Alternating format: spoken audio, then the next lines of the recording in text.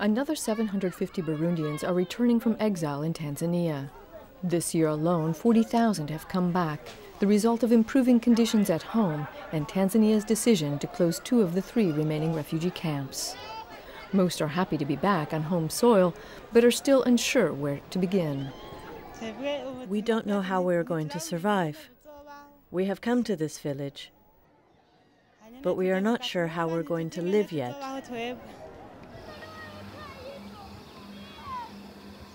In this small, landlocked country, property is a key issue.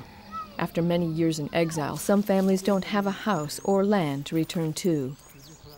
Abel Nitibuhezwa is one of the fortunate ones. He belongs to the group of so-called 1972 Burundians who fled the country during a wave of ethnic violence more than 35 years ago. Abel came back to reclaim his land after other family members had passed away. I felt very happy when I saw people had come to welcome us at the border. Deep inside me, I wondered if we would really arrive. I was excited to be at home, even though I knew that some of my relatives were dead. I wanted to see my grandchildren. He says his property looked like a jungle when he returned, but he set about rebuilding his house immediately. According to the UN, Burundi is the second most densely populated country in Africa. Space is at a premium. The UN Refugee Agency is working with local groups to help negotiate property disputes. The land issue threatens to reopen wounds between those Burundians who stayed behind and those who are returning. The negotiators attempt to reconcile both sides to diminish lingering resentments. In other words, when there is a positive outcome to the conflict, good relations between the people are restored.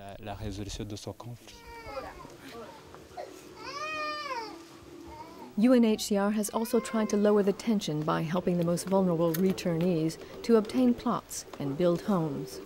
The needs of the so-called 1972 Burundians are mainly to know where to go. Most of these people have no connections. It means they don't know where to go. They were either born in Tanzania or their plots were occupied by someone else. In the village of Butenganzwa, 96 homes for vulnerable families are under construction. The families are looking forward to their new life.